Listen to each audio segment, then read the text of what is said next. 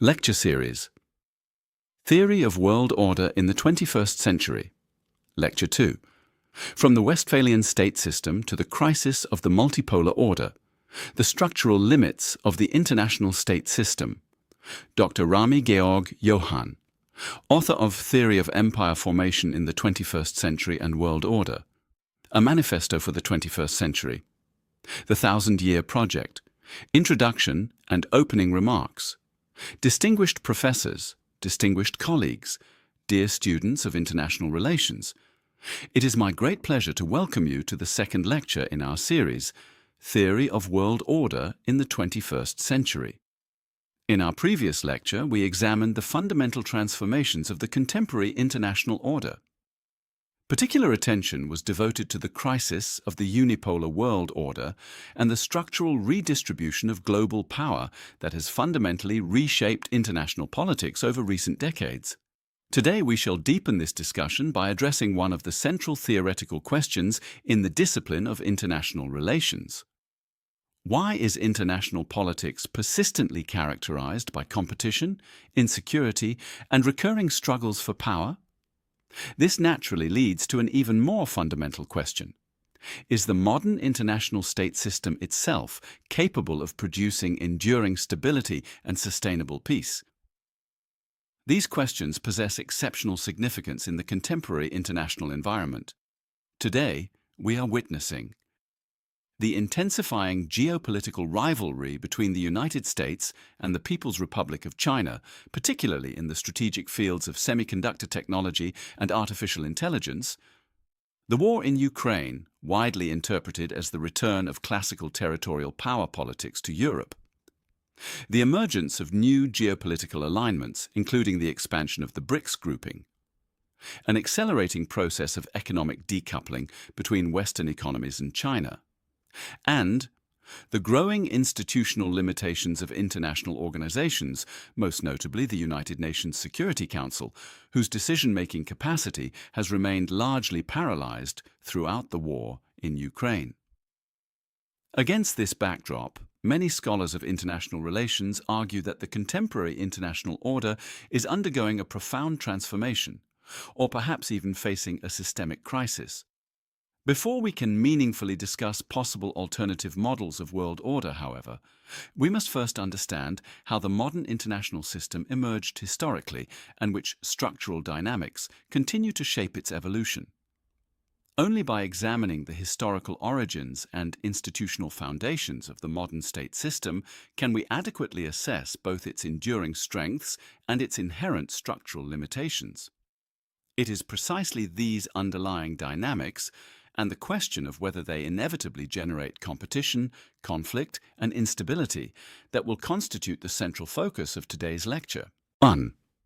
The Peace of Westphalia and the birth of the modern international state system. The Peace of Westphalia of 1648 is generally regarded in the literature of political science and international relations as the point of departure for the modern international state system. It brought an end to the 30 Years' War, 1618 to 1648, one of the most devastating conflicts in European history. Although contemporary historians emphasize that many elements of state sovereignty had already begun to emerge, well before 1648, the Peace of Westphalia nevertheless represents a decisive turning point in the evolution of international order. It symbolizes the transition from the medieval universal order to a system of sovereign territorial states. To appreciate the significance of this peace settlement, we must first consider its historical context. The 30 Years' War originated as a religious conflict within the Holy Roman Empire. It was triggered by the defenestration of Prague in 1618. Within only a few years, however, what had begun as an internal imperial conflict evolved into a continental struggle for power. Major European powers, including Sweden, France, Spain, Denmark, and the Habsburg monarchy, became directly involved. Religious divisions between Catholics and Protestants increasingly merged with dynastic rivalries and geopolitical ambitions, transforming the conflict into one of the first truly pan-European wars. The consequences were catastrophic. Large parts of Central Europe were devastated. Entire regions lost their economic foundations, commercial networks collapsed, cities were destroyed, and agricultural production ceased in many areas. Famine, epidemic disease, and mass displacement caused some regions to lose as much as 1/3 of their population. The political order of the Holy Roman Empire became increasingly unstable, while confidence in the medieval ideal of a unified Christian political community was profoundly shaken. These developments represented far more than the conclusion of a prolonged war. They marked the gradual collapse of a political order that had shaped Europe for centuries.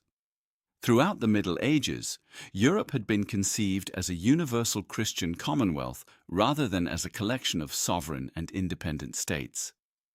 According to this conception, political legitimacy ultimately derived from membership in a unified Christian civilization.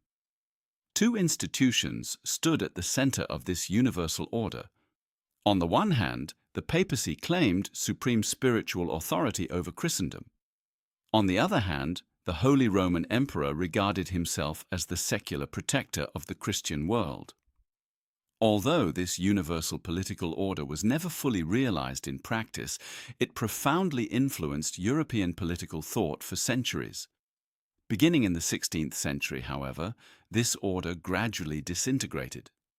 The Protestant Reformation, initiated by Martin Luther, shattered the religious unity of Europe.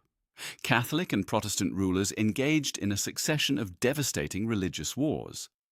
At the same time, territorial monarchs steadily expanded their political autonomy. States such as France increasingly pursued their own strategic interests independently of both papal and imperial authority.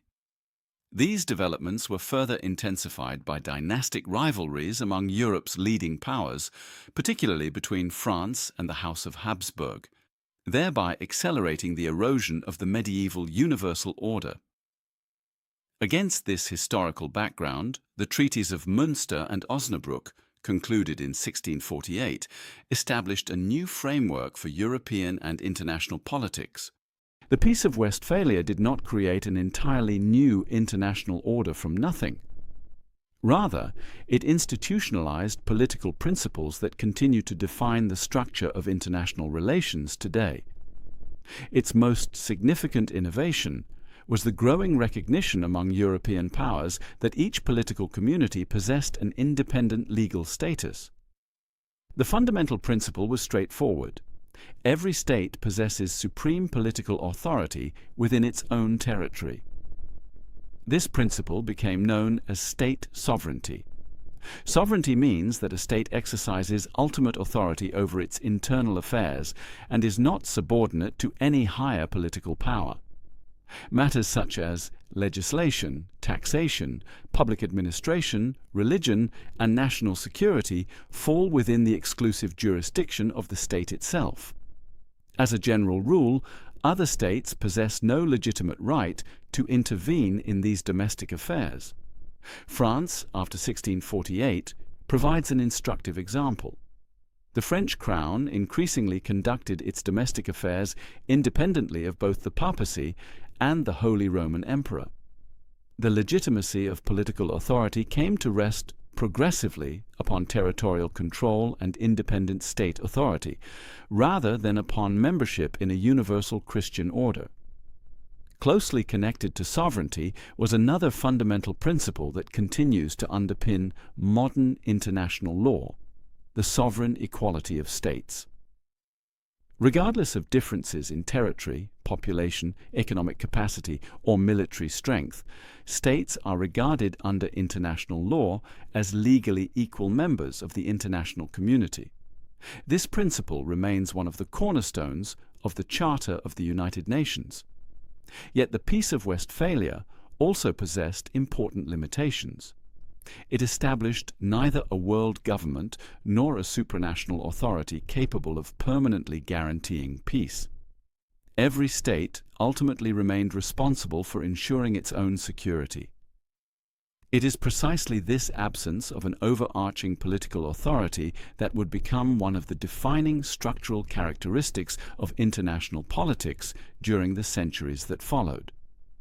For this reason, many scholars of international relations view the Peace of Westphalia not merely as a historical event, but as the foundation of a distinctive model of international order. This model rests upon sovereign territorial states that exist as legally independent political entities, pursue their own national interests, and interact within an international system that lacks a superior monopoly on the legitimate use of force. It is precisely at this point that one of the central theoretical questions of international relations emerges.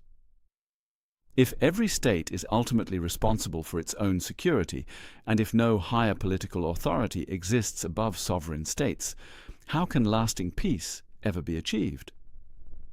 This question leads directly to the next fundamental concept in the study of international relations, the principle of international anarchy. It is there that we shall examine why international politics, despite shared interests, common institutions, and international law, continues to be characterized by persistent uncertainty, strategic competition, and power politics. 2. Anarchy as the structural principle of international politics. Having examined the historical emergence of the modern state system, we are now confronted with the next fundamental theoretical question. How does politics function among sovereign states when no higher political authority exists above them? The answer to this question leads us to one of the most fundamental concepts in the discipline of international relations: anarchy. At this point, it is important to dispel a common misconception. In everyday language, the term anarchy is often associated with chaos, lawlessness, or complete disorder. Within political science, however, the concept possesses a far more precise and analytically neutral meaning. In the theory of international relations, anarchy simply refers to the absence of a superior political authority possessing a legitimate monopoly on the use of force over sovereign states. In other words, there exists no world government, no global police force, and no world court capable of enforcing its decisions against all states through coercive means. To appreciate this distinction more clearly, it is useful to compare domestic political order with international politics. Within a modern state, political authority is centralized. The state possesses a monopoly on the legitimate use of force, enabling it to enforce the law, resolve disputes, and maintain public order. The essential institutions of domestic political order include the police, responsible for maintaining public security; independent courts, charged with interpreting and enforcing the law; constitutional frameworks that define the legal foundations of the political system; legislatures responsible for lawmaking; governments responsible for political leadership and executive decision-making; and administrative institutions that implement and enforce public policy. If, for example, a legal dispute arises between citizens or companies within Germany or Switzerland, it is ultimately resolved by an independent court applying the relevant legal framework. Should one party refuse to comply with the court's judgment voluntarily, the state possesses the authority to enforce compliance through legitimate coercive means. The use of force is therefore both monopolized and institutionally regulated. No comparable authority exists, however, in relations among sovereign states. International organizations such as the United Nations, the International Court of Justice, and the International Criminal Court undoubtedly perform important functions. Nevertheless, none of these institutions possesses an autonomous monopoly on the legitimate use of force over sovereign states. Their effectiveness depends to a considerable extent upon the consent, cooperation, and political will of their member states. Whenever a major power refuses such cooperation, the capacity of international institutions to enforce their decisions is often severely constrained. For this reason, political scientists describe the international system as structurally anarchic. This does not imply that international politics is chaotic or devoid of rules. States conclude treaties, establish diplomatic relations, create international organizations, and comply with international law in many areas of political life. Yet no superior authority exists that can ultimately compel every sovereign state to obey international rules under all circumstances. This structural characteristic constitutes the analytical starting point of virtually every realist theory of international relations. The central insight can be summarized as follows. Because no state can ever be certain that other states will remain peaceful indefinitely, every state must ultimately assume responsibility for its own security. This principle is commonly described as the self-help system. The concept does not imply that states are inherently aggressive or naturally inclined toward war. Rather, it suggests that the very structure of the international system compels governments to take potential future threats into account when formulating their foreign and security policies. It is precisely here that one of the most important distinctions between domestic politics and international politics becomes apparent. Within a state, citizens confronted with conflict can appeal to the police or to independent courts for protection and legal redress. In international politics, no equivalent security guarantee exists. In times of crisis, every state must ultimately rely upon its own military, economic, diplomatic, and technological capabilities, or upon voluntary alliances with other states. From this structural condition arises a persistent problem of mutual uncertainty. Even when two states currently enjoy peaceful relations, uncertainty remains regarding whether their interests may diverge in the future. Governments change, distributions of power evolve, economic crises emerge, and new security challenges arise. Consequently, states must evaluate not only the present intentions of other actors, but also their future capabilities. This insight has become one of the fundamental propositions of international relations theory. States tend to evaluate other states less according to their current intentions than according to their long-term capabilities and potential for exercising power. A contemporary example is the eastward enlargement of NATO. From the perspective of many Central and Eastern European countries, NATO membership primarily constitutes a security guarantee. Following the end of the Cold War, and particularly in light of historical experiences with Soviet and later Russian domination, many governments regarded accession to the alliance as essential protection against potential future threats. Russia, however, interprets the same development in fundamentally different terms. From the Russian perspective, the expansion of a military alliance toward its borders represents a deterioration of its strategic security environment and a potential restriction of its own freedom of strategic action. Regardless of one's political assessment of these competing positions, this example illustrates one of the central theoretical mechanisms of international relations. The same security policy may be interpreted in entirely different ways by different actors. Perceptions of international politics are therefore inherently perspective-dependent. What one state regards as a purely defensive measure may be interpreted by another as preparation for future power projection or military coercion. It is precisely these divergent perceptions of security that lead us to one of the most influential concepts of realist theory, which we shall examine in the next section: the security dilemma. Whenever one state seeks to increase its own security, these very measures may unintentionally generate insecurity among other states. Consequently, the legitimate pursuit of security by one actor frequently produces new fears and strategic uncertainty for others. This dynamic constitutes one of the central explanatory mechanisms of political realism. It helps explain the emergence of arms races, alliance formation, and long-term great power rivalries, while simultaneously illustrating why international politics remains characterized by mistrust, strategic caution, and competition, even among states whose intentions are fundamentally peaceful. The security dilemma. One of the central concepts of realist theories of international relations is the security dilemma.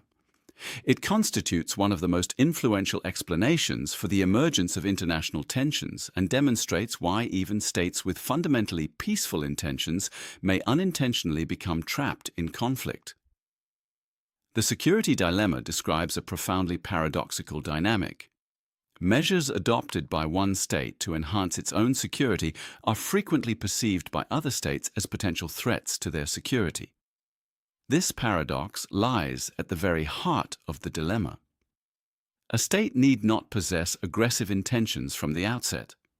Nevertheless, policies designed exclusively to strengthen its own defense may generate insecurity among other states. These states, in turn, respond by adopting their own security measures, which are then interpreted as threatening by the original state. The result is a self-reinforcing spiral of mutual suspicion and strategic competition. The security dilemma is therefore not primarily a moral problem, but a structural one. It does not arise necessarily because governments are hostile or because political leaders seek confrontation. Rather, it emerges from the anarchic structure of the international system itself. Since no higher political authority exists to guarantee the security of all states, every government must ultimately assume responsibility for its own survival. Yet this very logic of self-help frequently provokes unintended reactions from others. The basic mechanism may be summarized as follows. 1. One state strengthens its defensive capabilities. 2. Other states interpret these measures as potential threats. 3. They respond by increasing their own military capabilities or by forming new alliances. 4. The original state perceives these responses as threatening and undertakes further security measures. Thus, an action that was initially defensive can generate an escalating cycle of mutual insecurity, even though none of the parties may have intended to initiate war. A classic historical illustration of this dynamic is the Anglo-German naval arms race prior to the First World War. As the German Empire emerged as a major industrial and economic power, its international influence expanded significantly. Under Emperor Wilhelm II, Germany embarked upon an ambitious program of naval expansion during the late 19th century. Officially, the High Seas Fleet was intended to protect German maritime commerce, overseas interests, and national security. Great Britain, however, interpreted these developments very differently. As the dominant naval power of the 19th century, Britain regarded maritime supremacy as the indispensable foundation of the security of the British Empire. Consequently, the rapid expansion of the German fleet was perceived not merely as a defensive measure, but as a potential challenge to Britain's global strategic position. The British government responded with a substantial expansion of the Royal Navy. New battleships were commissioned, military expenditures increased, and strategic planning intensified. Germany, in turn, interpreted Britain's response as confirmation of its own security concerns and accelerated its naval construction program. The result was a classic arms race, which substantially deepened mutual distrust between the two great powers and contributed to the increasingly tense strategic environment preceding the outbreak of the First World War. This historical example illustrates an important theoretical insight. States frequently evaluate security measures not according to the intentions publicly proclaimed by other governments, but according to their potential consequences for the balance of power. A contemporary illustration can be found in the debate surrounding United States missile defense systems in Eastern Europe. From the perspective of the United States, these systems are designed primarily to defend against potential missile attacks from so-called rogue states or other regional threats. Washington therefore characterizes these installations as purely defensive. Russia, however, evaluates the same systems quite differently. From the Russian perspective, Such missile defense capabilities could gradually alter the strategic balance between the nuclear powers by weakening the credibility of Russia's nuclear deterrent.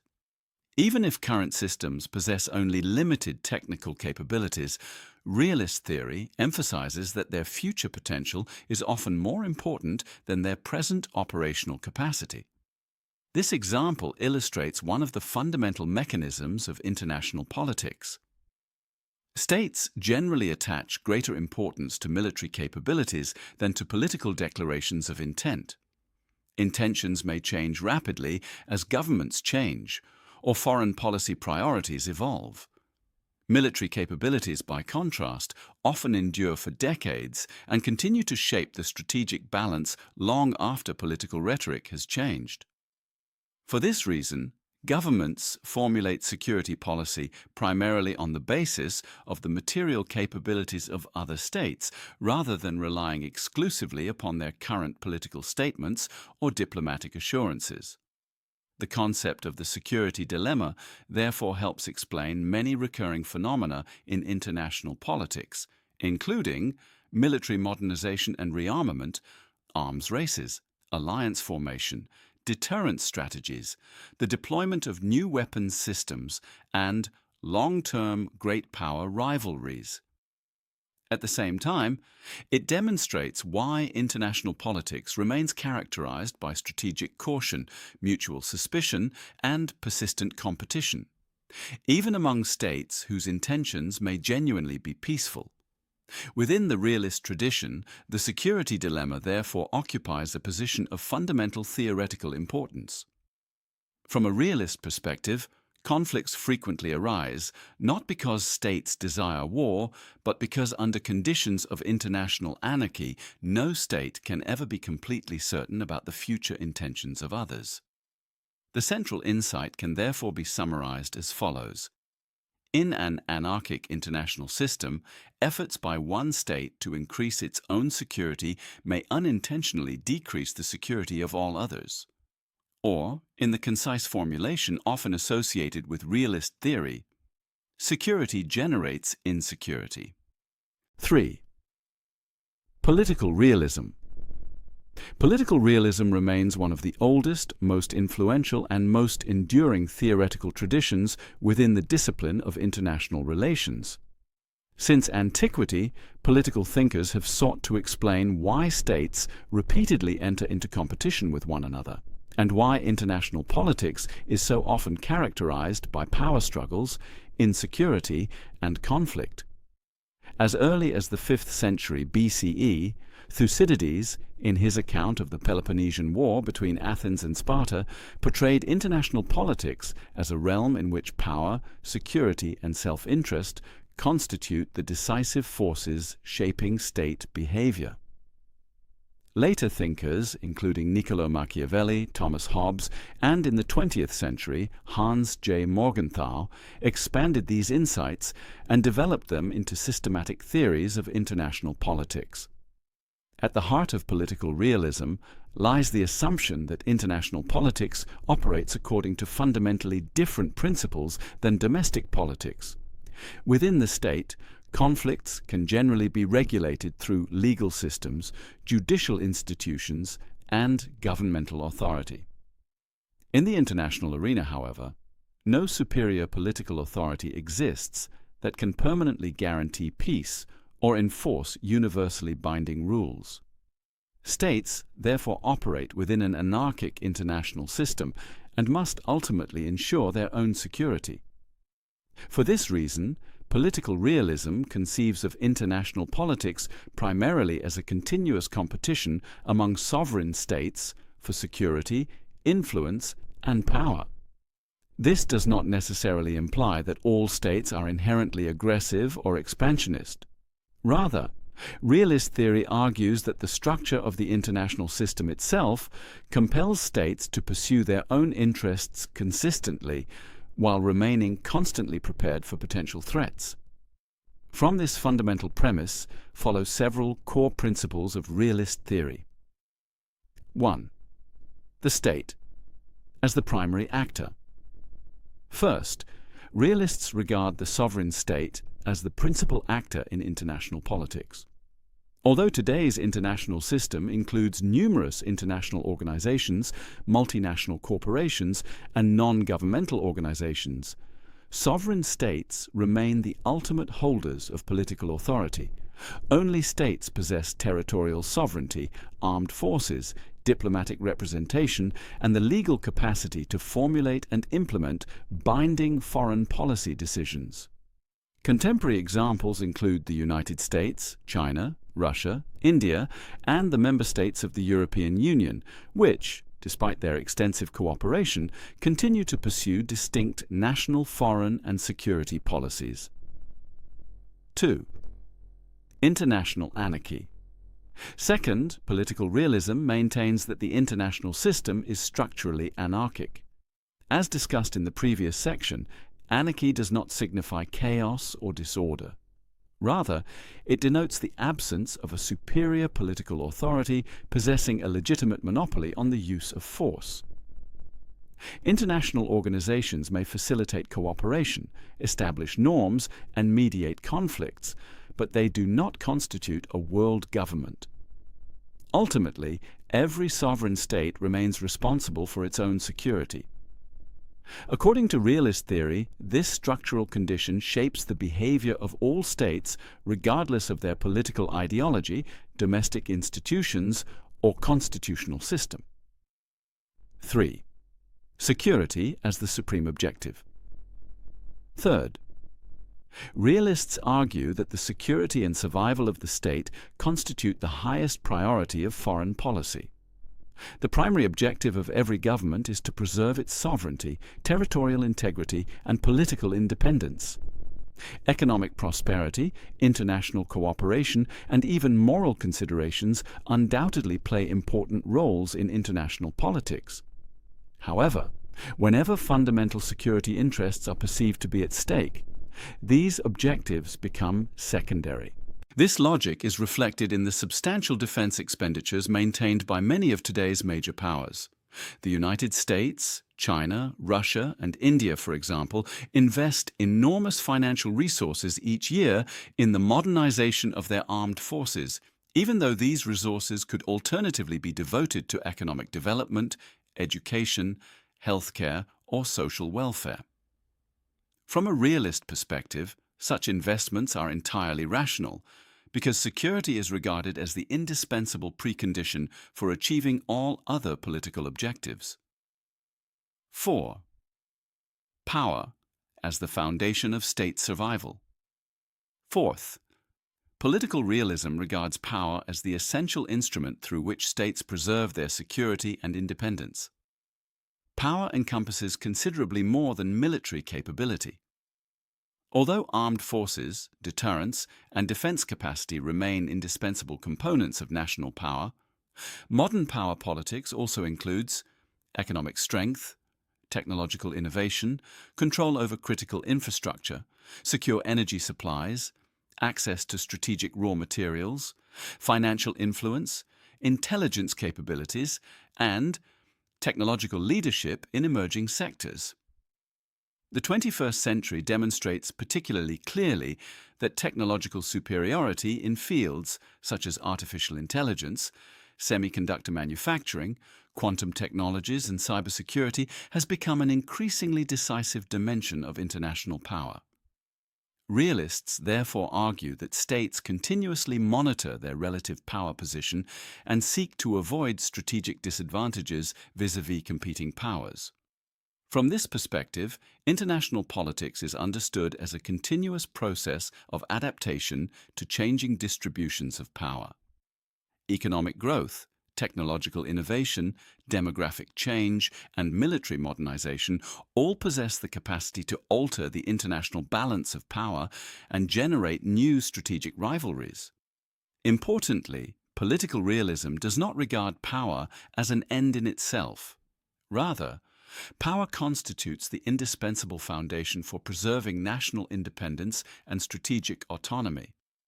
A state that experiences a sustained decline in its relative power risks becoming vulnerable to external pressure, coercion, or the loss of foreign policy autonomy. For this reason, governments continually seek either to expand their military, economic, and technological capabilities or, at a minimum, to preserve the existing balance of power. These assumptions constitute the common foundation shared by all major strands of political realism. Within this intellectual tradition, however, significant differences exist regarding the ultimate causes of state behavior. Classical realism attributes the pursuit of power primarily to human nature and the enduring desire for domination. Neo-realism, by contrast, explains state behavior not through human nature, but through the anarchic structure of the international system itself. Finally, offensive realism argues that, under conditions of international anarchy, great powers are structurally inclined to maximize their relative power over time and, whenever possible, to establish regional hegemony. It is to these different theoretical perspectives within the realist tradition that we shall now turn.